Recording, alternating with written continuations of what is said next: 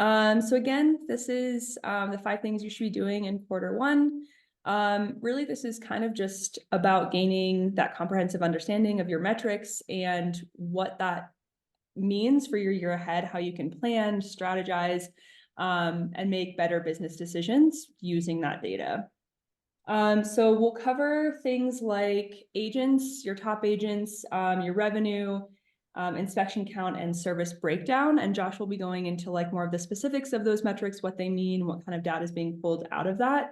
We're going to analyze and strategize with the data for the year ahead. Kevin's going to talk about some ideas that he has and ways that he's seen that work using that data, and then any tips that we have at the very end.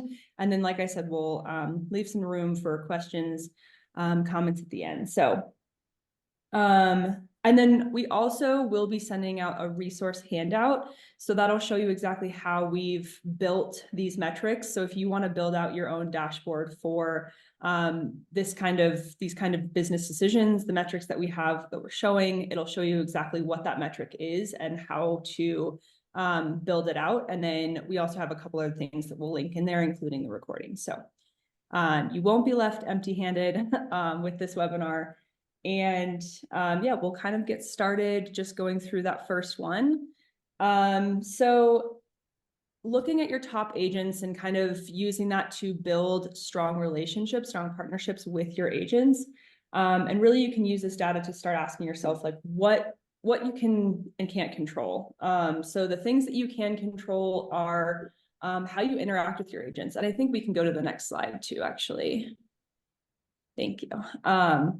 Yeah, so some of the things that we can't control are the market or your agent's business, the kind of business that they're bringing in or how much business they're bringing in. But the things that you can control is what you're doing to reach those agents. What kind of outreach are you doing, emails that you're sending, and then what kind of things that you're doing to build that relationship to really be able to win over their business whenever they have that business coming in. And then you can also talk about which agents are bringing in the most revenue per inspection. So this data, Josh will also go into, but really just seeing like what can there be an increase per inspection revenue? And this is going to also boil down to educating your agents about what kind of services that you offer and why those services are important.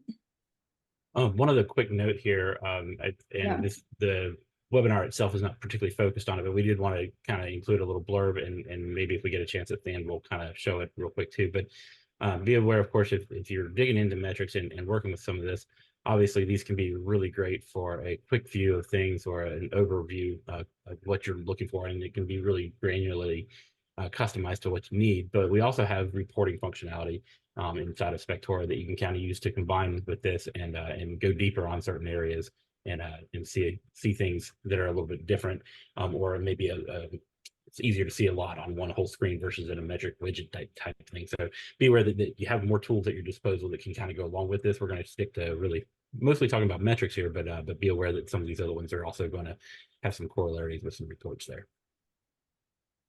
Couple things I want to jump in with to turn this into action. So just even looking at the last slide on the top agents by revenue, in a year like last year and even this year where there's more time in between each inspection you get from any of these agents, that means there's more potential for them to forget about you or lose mind share or get approached by another inspector. And so you should be reaching out to all of these top agents, and whether you're brand new and your top agent has given you 2 inspections, or if you're a multi-inspector on here listening and your top agent has given you 100, it's worth an email. It's worth a Starbucks gift card. It's worth a dinner, whatever events you're putting on. Those are the ones to show love to, because I think there's a propensity in our industry to think once you've won them over, you're done and they'll use you forever.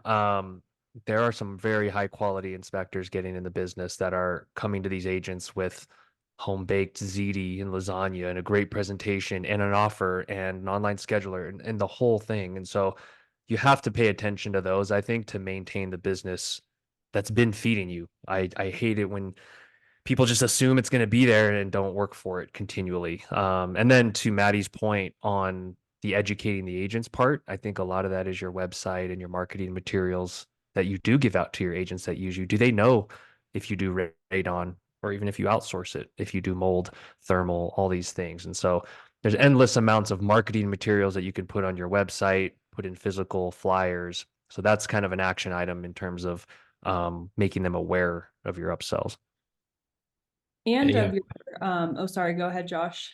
No, I was just saying we're actually going to dive into some of that add-on stuff too, and the additional services that we've got some specific pieces on that. So it's a great point, Kevin. Sorry, go ahead. Yeah, I was just going to touch too on, I think it was like a recent podcast that Kevin just did with one of our inspectors, but he was talking about the recommended contractors and how that's like a really powerful tool, and just being like able to educate your agents to be like, this is what's available within the report. And I have these list of contractors that I work with and that I recommend to use. And so they don't have to do that extra step. It's just something that's available on the report. So just like letting your agents know like exactly what you offer and how important it is to be able to utilize those features. They're at their disposal too. So yeah, this is really what we're looking at for the total revenue, the average inspection price, and the total number of inspections. So we can kind of start to look at like what the total revenue of all of our inspections, of our scheduled inspections, and then paired that with the average inspection price and the total inspections per month. The data that's being pulled, it's just like by presenting these three metrics, we're using this data to drive the decisions that we have throughout the year to answer things about marketing trends, where we should be allocating your resources, where to focus your marketing strategy, and what opportunities you can take advantage of this year. So just for example, if you have a down month, where are you going to be putting your resources and your time? So if you know that there's a month that the market is down, maybe that's a time that you kind of double down on making sure that your business is organized and that you're taking a look at all of your data, versus maybe the summer is more busy and you're just focusing on getting those inspections out and those reports looking good. Or if it's like a down month, you could be reaching out to your agents a lot more. But yeah, you can go to that next slide. Sure. Yeah, so obviously, as we're starting to look at some of these metrics, I'm assuming a lot of you guys are already looking at them, but understanding why they're important and kind of why we're emphasizing them here really is they're kind of the starting off point. To Kevin's point earlier, there's a lot of actions items you want to take based off these, but these are kind of the starting point to kind of help point you in the right direction and understanding what's actually happening in your business. So there's a number of things that you can look at here, and again, we'll start parsing a few of these examples out here in a minute, but things like even just looking at, okay, look at the number of inspections I did month to month throughout a year versus the revenue I did month to month throughout the year. Are those comparable? Are we seeing the same kind of trends? Or are we seeing where maybe some of the inspection numbers drop, but the revenue stayed pretty steady? What was that? Are we doing a better job of upselling there? Let's look at these things and find out what are we doing here that's working. We want to take a look at that and try to replicate that in the year to come and expound on it further, hopefully. So the point here is that you want to understand what's happening in your business and then look at the market, look at what you can do, and how do you distribute your efforts and your money and what you're doing in your business to continue hitting those growth numbers. Kevin, I'll turn it over to you because I know you've got lots of great ideas with some of this stuff, but I just want to kind of set a foundation of like, that's what we're looking at. We're not, metrics are cool. They're pretty. Yeah, that's great. But that's not the point. The point is, how can this quickly point me in the right direction so I know what I'm starting to do with the next step in my business? Yeah, Josh, that's a great point because it overwhelms everybody. So I want everyone here to understand staring at metrics can just make your eyes glaze over and not know what to do with them. But it does get better the more you stare at them. I have to tell you from my own personal experience. So the more you sit with it and try to use these to either set goals and set a vision, that's part of what these are for, right? Because this tells a story of the past and this allows you to set your goals for 2024, hopefully higher than what you did in 2023. But to Josh's point, if you're looking at any given month, that gives you something to go to your agents to and ask them about and talk to them about, because you have a problem if your agents have been busy, but your revenue and inspections are down in any given month. And so that can help you identify if there's agents that are floating away or maybe not using you. So there's a lot of different ways we can use this, but I think first and foremost, just the foundation for setting goals and a vision for what you want to achieve. That to me is a huge win in itself, just to say, I want to improve upon what I did last year. And then you start backing into what you need to do to get more inspections or get more revenue per inspection. Absolutely. Yeah, and I was just gonna add, I think I can include this like in the resource page, but I think it's just important to start asking yourself some of these questions in terms of like market trends, the strategy that you're creating, where you're putting your resources and what some of those opportunities are for this year. So I just wanted to, I'm not going to read all of these off, but I wanted you guys to have those just so that you can understand like which questions to start asking yourself when it comes to these three metrics that we're talking about. Oh, one other thing, Maddie. These Yeah. are amazing questions to ask your peers, because I know lots of inspectors are close with inspectors across the country and in different markets. Or if you're in something like IEB, these numbers get talked about and compared and contrasted all the time. And so you can have a benchmark to kind of see if you're tracking or if you're close or in the ballpark, because you might talk to someone and their average inspection price is twice of yours. And you should be asking why and how do I get there? So don't be afraid to start those conversations, is what I'm saying. Yeah. And also to figure out like what kind of decisions they made when it comes to like maybe the resource allocation, like when did they start considering hiring a new inspector? Or was it more feasible for them to contract out for things like radon or those other additional services? So All right. can I talk a little bit more about how you can calculate that? Yeah. So this is maybe it's basic to some, maybe not to others, but to me, this is the basis for almost everything you do, because a lot of operators I talk to, they just know how many inspections they did, and they don't know if their market is increasing or shrinking. And so one thing you can do to simply do this, or let me tell you what, another reason why it's important too for goal setting again. So you can go to the next slide, Josh. So if you know how many inspections are potentially going to be done in your market in 2024, you can actually start setting your goal for how much you want to do and what percent of that you want to win over. Another reason is for hiring. So if you don't know what market share you're marching towards and how many inspections that actually equals, you may be in a position where you're overworked. That's a story I've heard for years now of everyone being overworked, stretching themselves too thin. To me, that's a capacity planning and hiring issue. And then three, I think calculating market share is hugely motivating. When I talk to some of the most successful companies in our business and I ask them their market share, sometimes their answer is 2%, 3%, 4%. I don't think I've heard anything over 10 ever. So that tells you how many inspections out there are up for grabs. And I think it's a mindset that everyone can adopt. So you go to the next slide. This is not going to be mind blowing to anybody, but the number of inspections you did from your metrics, see how it all ties in here. You go to your metrics, see how many you did. You simply go into Zillow, or you get with an agent to get access to your MLS, and you divide by the number of homes sold in your target market. And that's the areas you service, not the whole state, not the whole city. If you only target certain suburbs or zip codes, that's the number of closed transactions you're pulling in. And so it'd probably be pending or under contract is how it's typically referenced in the MLS. Any agent should be able to set that report up for you and have it go to you every month. So I would say if you don't have a strong relationship with an agent, that's step one. Get tight with someone, buy them beers, do whatever you need to do. It costs them nothing to set that up for you. So then that way you can start tracking and saying, okay, I got 0.2% of inspections in January. That's awesome, but I want to get to 0.3. That equals X number of inspections. Okay, now what do I have to do? How many agents do I have to get in touch with to potentially get there? I want to jump in real quick before we move to the next slide, Kevin, because you just said something that I think is really important to key off on. We're doing this at the beginning of 2024, and we're mostly referencing, hey, let's look at the year in the past. Let's look at 2023 and see what we did, and that's good. That's a good place to start if you're not doing this kind of stuff already.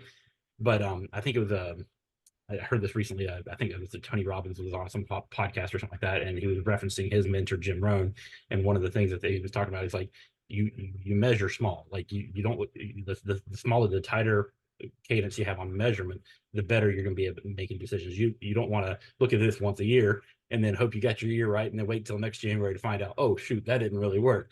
You probably want to start doing this once you get in the habit of it on a monthly or weekly basis, whatever works for you. But these metrics are available to be pulled in these different kind of criteria for time framing, and that's really important to take advantage of, because once you understand some of the key things that are important to you, it's really good to start measuring them on a smaller scale so you make corrections or adjustments or grow your business in a different way when things change, and you maybe wouldn't have caught it if you had this larger scale of time that you're looking at a metric over. Wonderful point. Chunk it down, time block it, and the time blocks can be labeled as basic as you need to just to get started. I've yelled at myself via a calendar event before just to look at metrics, and that's it. Just like open it up, and that's the win for the day. Yep. No, I hear you. That's good. And just from like an organization standpoint too, at the very end, I can show you like the dashboard, but you can create multiple dashboards. So you could have one from like all of your previous years, you can create them, and then you can start seeing those trends over time. So if you've been a home inspector for the last 4 years, you can pull those metrics for those last 4 years and see how things have changed and see how things have trended, and making decisions based on that as well, knowing like what the market is doing, but also what you've been doing over the last couple of years that's worked and maybe that you want to adjust. Yeah, so workload and capacity. The 3 metrics that we're looking at here are inspection count per inspector by month, the services by month, and the add-ons. So really this is just helping you determine the workload and capacity planning that gives you insight into your growth over the year, and making decisions about your headcount and your resource allocation, and really like what opportunities there are to diversify your service offering. We've talked about that. If you aren't offering add-on services, why, and how much is that going to impact your per inspection revenue? Because I think we're starting to look at, you could see that you have most of your revenue is coming from your home inspection revenue. But if you have the opportunity to increase that per inspection revenue just for your home because it's an add-on, there's just a lot of those opportunities there to start making and increasing your revenue for the year of 2024. Yeah, absolutely. So with that, actually, I put on there inspection count per inspector by month. But if you're a single inspector, obviously that per inspector is you. So you're just looking at it by month. But I wanted to put it out there. So if any of you guys on here have multiple inspectors in the same company, it is important to sometimes separate that out, because that really helps you understand that capacity limitation factor of are we kind of tapping out in certain months with everybody going full tilt? Like, it's good to be able to see that and it's like, hey, maybe we need to start considering bringing somebody on a couple months ahead of that. So if we go over here and look, I've got some examples, and these are like kind of demo examples, so they don't actually have real numbers, but it kind of gives you a sense of how this might look. And that first one is like the per inspector count of inspections, and so you can see, okay, well, I've got 3 or 4 or 5 different guys here. One of them's doing most of it, but if you're wanting to look for patterns here, you're wanting to look for, hey, where are busy months? You guys probably already have a sense for that anyway, but you may find sometimes that metrics surprise you. You're like, well, it feels really busy at this time of year, but not at this time of year. But you look at your metrics, it might not be entirely accurate there. So it's really helpful to understand that and start thinking, okay, well, we probably are going to see a similar trend in 2024, unless there was some, really oddball event that caused that. But you're gonna want to be able to look at that, and it helps you plan better. It helps you make better decisions, like Maddie was saying, if you're going to hire, or if you can bring somebody on, if you're going to do a part-time, or if you're going to contract out some of the ancillary services, so that maybe you can focus more of your time on getting more of that volume, get more of that market share for the overall the inspections per month in general. So a lot of things you can read out of that. Next below that, the services by month. This is kind of both of these are kind of the same, services by month and add-ons by month, and it really depends on how you have your services set up in Spectora to do this. Because you may have a standalone version of Radon, you may have an add-on version of Radon, and maybe one performs better than the other. So it's worth looking at both of these in a similar fashion to understand where are we seeing that these are active, where are we seeing that these are getting traction.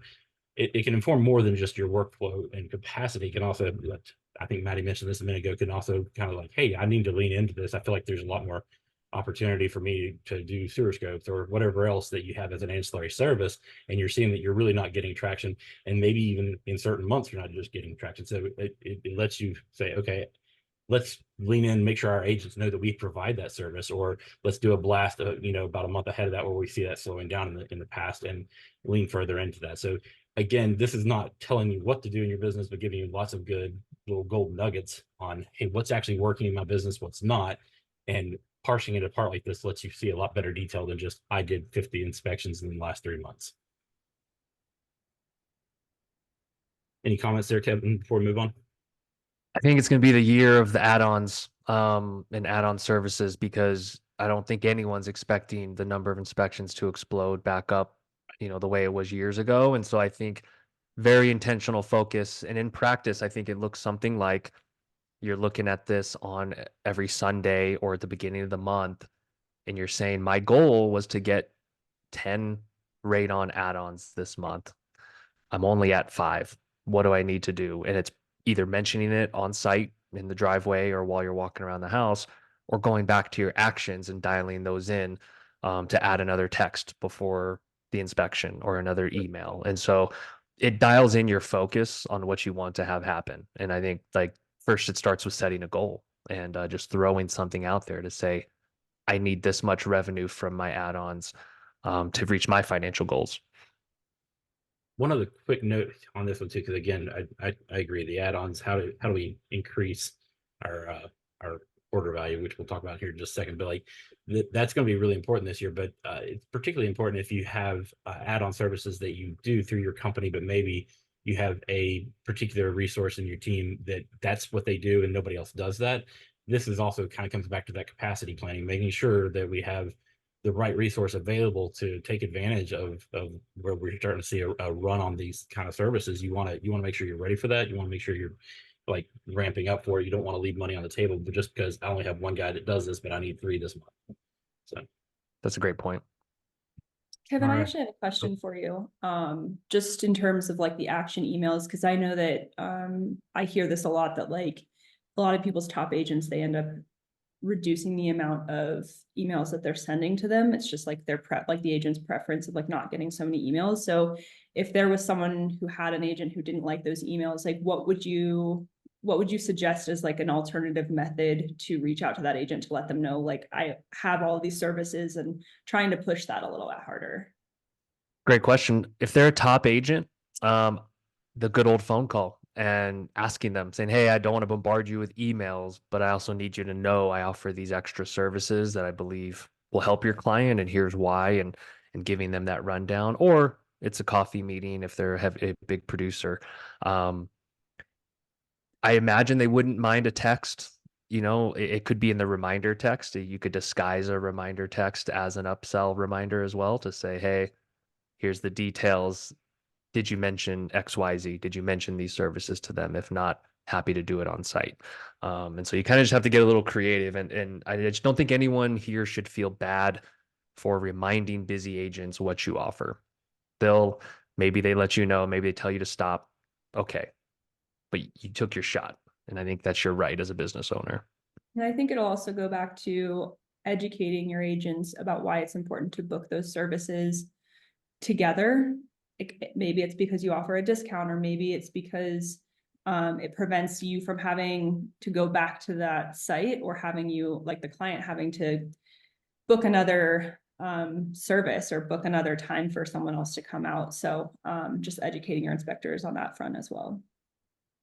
all right, so next here, called this one pricing strategy and diversification. But basically what we're talking about here is like, how do we look at our average order value and our total revenue? What do these things mean to us, and how do we do something about it? We've kind of been talking about it already with add-ons and additional services, but some things that we want to look at that are kind of key here is really looking at these metrics: average inspection revenue, average service revenue, average add-on revenue, and then overall services, the total revenue comparison between the types of services, just to kind of graphically look at that and get a sense of it. And so I'm actually going to jump to the next screen just to kind of show what those might look like, and you can set these up in a dashboard so you can kind of see them all together. But again, what we want to do is now we're not so much focusing on like capacity planning and like who do I need to hire when, but like what's performing well, what can we lean into, what's driving are there marketing things I'm doing, are there actions that I'm doing that I'm seeing have be successful. It's really great to run tests in your business all the time for, hey, this seems to be working. Let's keep doing that. Like you want to keep an eye on that, but this is how you actually see the results of those things. Am I seeing my sewer scopes pop up higher? Am I doing a lot more mold tests? Am I getting more for those? Especially if you have modifiers built into your services and stuff like that, it really helps to understand some of the nuances of, am I getting more out of this service than I am out of this, even though maybe I thought this was kind of my breadwinner. One of the other things that's not really explicitly shown here, if you look at that services average revenue or even the services total revenue at the top there, both of them have a big chunk in there called residential inspection, because this is kind of like the base inspection. But be aware that in your metrics, you can actually exclude that when you're doing your revenue and your count metrics. You can exclude that, so you can just look at the other additional services if you want. You can just look at your add-on services, especially if you're only doing add-ons and not doing separate standalone services. Taking out that residential inspection really kind of helps clear up the picture of what's really going on, because yeah, you're probably going to get a big chunk out of the fact that you're having a baseline residential inspection to begin with. And you don't want to ignore that, but be aware that you can adjust this or have a version of this that doesn't have that, so it's easier to see and understand what's performing better from an add-on point of view, or just ancillary services that you offer standalone. And again, really what we're trying to do is provide you with tools so you can see and understand what's actually happening, and then you can lean into certain areas of your business that you know are getting some traction, but maybe you can do a lot better, or maybe something that we kind of forgot about, but like, you know what, that would probably be really good, and I didn't realize that we weren't really pushing it. Let's dig into that. Spend time in here, click around, tinker. I think these things get better with time, just like any muscle that you have to build. And so more encouragement to know that you click around, you chop up these graphs, you create different dashboards, and it starts to turn into action items that impact your business. Absolutely. All right, moving on. So Kevin, this is probably where we'll tap in on you, but just looking at all of these metrics and figuring out, okay, so now we know like where our agents are at, what our revenue looks like, and what we might be needing to do in order to reach the goals that we have.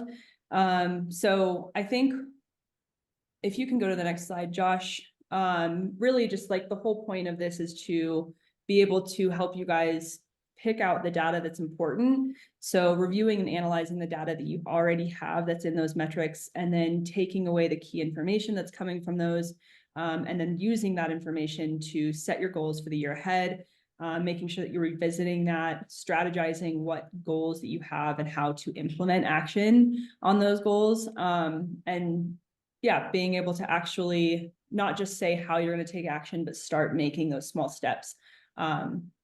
And then again, just like emphasizing, like revisiting this plan and making changes accordingly. Yeah, and there's topics we'll tackle another day in terms of how much marketing spend to put into keeping agents or acquiring new agents, the percent you want to shoot for, or how much ideally you want to outsource and how much you're paying, say, a sewer scope contractor that you're outsourcing to. But all these things you can get in the ballpark of them, I believe, by setting those goals. And obviously, everyone wants to have profit margins to a certain percent, and so it's just figuring out what percent profit margins you want to shoot for, and that it literally decides your marketing and operational spend from there. And so much of this just makes business decisions and goal planning so much easier when you stare at the numbers long enough and know them well. So I think this is just the first of many webinars and pieces of content we'll create on this, but some of it does require a deeper dive into like an example P&L. Very good. Yeah, and then just like Josh said too at the beginning, this is really just like the metrics of what you can create on a dashboard, but there's still so much other information that you can pull and so much more data that you can have access to through like reporting or the data exports. So yeah, I think that's something that we can touch on later on, how to utilize that information as well. But using these metrics alongside that information is also going to really be beneficial. Yeah, I can go to the next one. We can probably start that, the Q&A. So we've got a couple here in the Q&A box. Teresa asks, I want to know what each inspector does in revenue, not just the number of inspections, but we often send out 2 or more inspectors. how can we identify what the true revenue per inspector is? Right. So there's a couple of things you could do to help get some of that nuance. I don't know if it's going to be explicit, in part because we don't know explicitly if you're sending out two inspectors or are you wanting to split the earning of that revenue in half, or is somebody a junior inspector, or are they just doing one piece of the service? So there's some nuance to that that doesn't explicitly lend itself to a singular metric kind of thing, but there are some tools and filters in metrics where if you do an inspector based metric, then you actually have a filter to show the requested inspector, so you could filter for just that if you want. Or if you wanted to look at some of this stuff, you could look at filtering by inspector with just a given inspector name and have a widget for each one of them, so you can kind of break it up that way. It's a little bit harder to, given that we don't know some of the assumptions that are being made. Obviously, with just two, and I do that commonly, maybe you do split it by 50%, but it's not necessarily a hard, fast rule. So we're not making that assumption for you, I guess. That would be my best guess on that. Kevin, do you have any other ideas on what we might be able to do there? Yeah, I think that it would take some Excel wizardry. It'd be an export and then assigning the percent value, given to each inspector. And only that again, like you said, if it's a junior inspector that's training, maybe they get 10% split of that revenue. You put point one for them, 0.9 for the other inspector. And so, Teresa, I know how smart you are. I'm sure you could figure this out in Excel, but we can brainstorm on this another time as well. And of course, Teresa, I think you already do this, but I would probably go to that custom data export piece of the reporting to grab that, because you can really dial in exactly what pieces you want there, and make it hopefully a little bit easier with an Excel game once you get to that point. All right. And then Amy asks, can you pull the average inspection price that excludes services? Yes. We recently, over this year, we've had a lot of different filters that are available in your metrics. So if you haven't been in there in a while and haven't played with the editing of one of them, I would encourage you to do so. Most of your standard, what do we call that, inspection-based metrics, so that you can base it off several different criteria at the base of the data you're pulling from. But the most of them are the inspection-based metrics. And on that one, you have new filters for all kinds of things, but it does include including or excluding individual services. So you can look at it that way. If you're looking for the actual average service price itself, you would want to do a service-based metric, because it's actually going to just give you the dollar amount associated with that service, not the dollar amount of the inspection that included that service. That way you can get more accurate on your individual service pricing. But yeah, you absolutely can exclude given services, especially if you have some things that are kind of oddball that are not really part of your regular game there. Awesome. And then we have Courtney. I want to increase my per inspection price. Do you have any advice on how to frame that to agents? Kick that one to Kevin, unless you want me to jump in, but I know you always have really cool ideas here. Yeah, so I think anytime you're wanting to increase price, you have to ask yourself a couple questions. So for one, looking at the competitive landscape, making sure if that's a reason, look at the competitive landscape, what your competitors are charging. And if you're just getting up to par for something you think you already offer in value, okay. That's the telling the agents that, saying, hey, I've been underpriced. I did that initially. I'm newer to the market, and that was how I got in. I feel the value and the experience I've gained worth this price. Great. So if it's basically like a catch-up price increase, that's one thing. If you are wanting to be a premium experience and a premium provider, and you do all of these things within an experience for a client, write those out, put it in a blog post, put it on the homepage of your website, make a fancy flyer on Canva for all the things that you feel you offer that are premium, and really dig in, because it's not just maybe calling the client before the inspection and hearing about their concerns, or bringing the lawn chairs and bottle of water or whatever. It could be stuff in your report that you promote and say, hey, I help you build the repair request builder. I do a call with every agent afterwards to help them build a repair addendum, whatever it is. So think about what is premium. Think about what a 6-star experience is like. And come prepared with all that, because I think inspectors undersell and undermention all the things they do. And you'd be surprised just listing all those things out. And it could even be the text reminders that go out. that's something that's worth mentioning, even though the software just does it automatically. Josh, anything to add to that?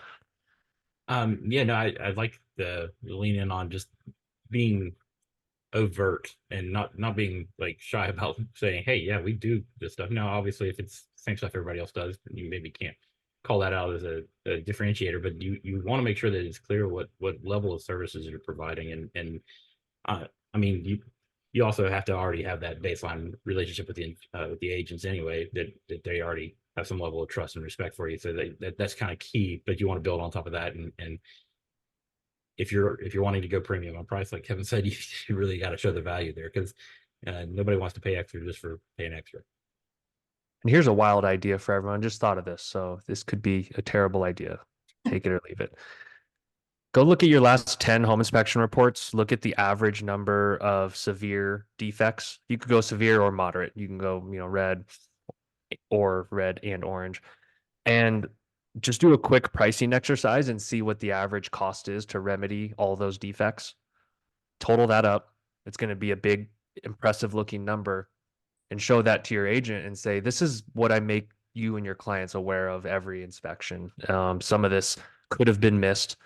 Say 10% of it was missed. That might be 100 grand. Charging you 450. Does that seem like a good deal? Does that seem like a good trade-off, a good proposition? So we got to change the framing, and I think in our industry, to the hundreds of thousands that clients might be made aware of, or might, um, you know, save because of you. And then the price looks small no matter what. Yeah, absolutely. That's good. I like that. Mhm. Andy asks, what agent should I be spending most of my time or energy on? Like, we talk about top agents, but I guess, like, do you just spend most of your energy on those top agents, or how do you build up your other, like, newer agents to your top agents, is what I also Yeah, take. it's a great question. I think you got to do the digging and dirty work of how many inspections all of your agents have given you. You can go into Zillow or the MLS and see how many closings they've had, because you may have an agent that only gives you 5 inspections a year, but they're doing 25, and you got to find out why. And I think you go and do the work to ask them, what will it take to be your primary inspector, or increase your marketing towards them. And so to me, it's a little bit of a barbell approach, where you do mass marketing to maybe the newer agents that are getting a little less volume, and maybe you pick out the stars, the rising stars there, to spend more time in person with, the ones that you really feel like, okay, they have a business plan, they have a big agency behind them, they're going to be big. Yeah, more personalized attention. You can't touch all, 100 of the new agents that you might be working with. And so that's where a newsletter, I think, is a tool you need. And then of course on the heavy hitter end, um, you want to spend a lot of time obviously on the agents giving you the most business. Yeah, I would definitely agree with that, but I want to add just a little bit of color to it in terms of what's available in Spectora. Again, this was really focused on metrics, and we're not going to dive into everything else. But again, remember that you have access to things like new agent reports, inactive agent reports, auto tagging just rolled out this year. We're going to probably do like a bit of a masterclass webinar on that too, because there's some really cool tools that can help you identify these things inside of Spectora, help you identify who's up and coming, who's actually making a difference here, by just creating some nuanced rules with auto tags, and then looking at those tags on a regular cadence. Or obviously they can play into actions as well if you're using that already. Props to you, but I definitely want to lean into that, because there's a lot of this stuff that is a scaling issue, right? If you're a small business, you're trying to do all this thing, you really do have a limited amount of time and brain space for all this stuff on top of doing the inspections, right? So leverage the tools that you have here, and we're going to continue putting out content that hopefully will make it clearer and easier to understand how to do that. But some of these tools can really help surface some of these winners without you having to spend hours and hours and hours every week chasing it down. Oh, I'm so glad you brought up auto tagging. I'm like beyond pumped, because it's been months since I looked at auto tagging and played with it. And I just went in, and all the things we talk about, so much of this can be smartly automated to make you guys look like you're just on top of every interaction in email and text that goes out by setting these rules of how often they do inspections with you, how much revenue they're driving. So yeah, we're gonna do a master's class on that. But I think between auto tagging and actions, Mhm. you can create a system that helps you give your attention to the right places to the point of the question. Last question is from Travis. How do I know when I'm ready to hire someone else based on my data? Mm. So for me, I'm not the one doing the hiring, so I'm not pulling that trigger for you. But I would recommend that one really looking at understanding that market share that Kevin talked about early on, like understanding what's the market share out here, what do I think is a reasonable goal for me to get to, and then start pulling that and extrapolating those numbers out to say, okay, well, that's what this is per month. I'm I'm hitting a capacity and I know I can only do this many a week. And now I'm filling that up and in my, even my busiest month, I'm tapping out. That's to me, that's an indicator of, okay, if I'm seeing this on a regular basis, it's not just a fluke. I'm seeing this happen over and over. There's more for me to get here with my company, the name I've built, the trust I've built with my agents, with my clients, with my community. You've got something there that can support bringing in somebody else that gets you more of that volume in the market and gets you more of that market share. So that to me, that it's multifaceted, but it would definitely start with seeing a trend of, hey, I'm capping out with what I can actually do. I only got so many hours in a day, only so many days in a week that I can do this. If I'm seeing there's more opportunity here and that's consistently happening and metrics can show you that, that's a good starting place. Do you Yeah, have anything? on that one, there's so many variables. Some of it as a sole proprietor, it's how much less are you willing to make Yeah. in take home. It can be a calculated decision of things are going to be tight at home or in the household for a month or two, but this is how much I'm going to be able to pay someone. But you also, I think inspectors all underestimate growth activities because if you do hire someone, say you're taking a little less money home, you free up time to go shake hands and make impressions face to face with agents. And that's the most important thing any of you could be doing if you want to grow, not Right. not doing the inspection. And I think it's a hard leap to take.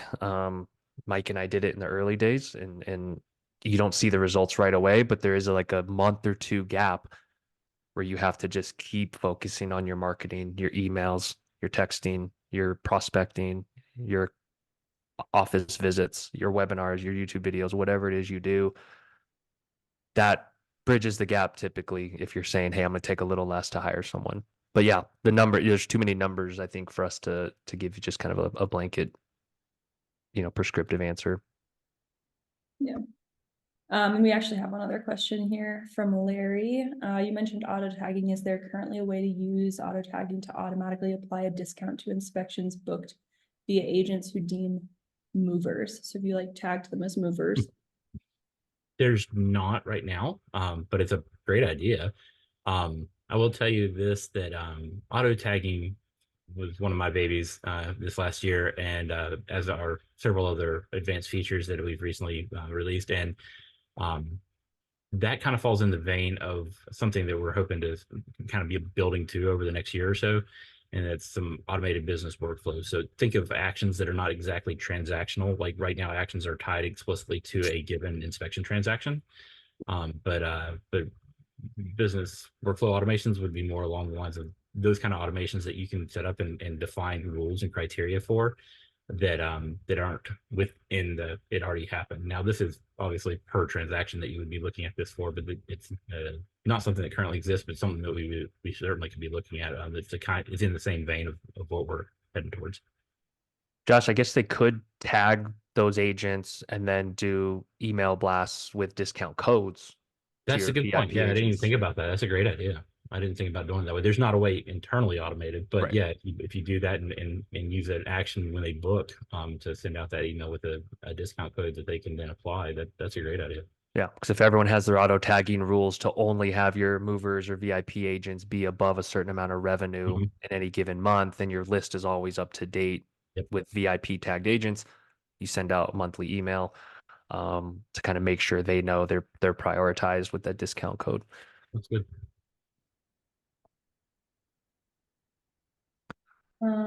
Awesome. I think that that's all we have. Unless anyone's slipped one in for the next couple minutes, we can hang around. While we give them a second, I just have one challenge for everyone. Unless you have 100% upsell rate on your ancillary services, I want everyone to take a good look at their actions, and when they fire off, how many emails and texts you're sending when someone just books a standard residential home inspection. Reread those emails and texts and ask yourself as a buyer, would this pique your interest? Does this give you a reason to add on radon, mold, termite, whatever it is? And think about what you would need to see to say, yeah, I want to add that service, because I've read lots of emails that I know are great and do the trick, but I want you guys to read it from a consumer perspective.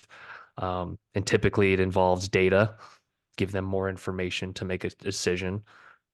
If you want to sell on fear, you're welcome to do that. Some people do that. But I think just being informed as a homeowner, they need to read an article, see a link, see a video, get something new, not just, hey, you forgot to book an add-on service. But I think that'd be the challenge for everyone this year, is to tighten up and increase those percentages that you get for add-ons. That's good. Yeah. Definitely think it's going to be more and more of that this year. We all got to work on that average order value and make sure that we're providing all the value to the homeowners that we can, but also making sure that we're charging the right amount so we're getting the best out of it that we can as a business.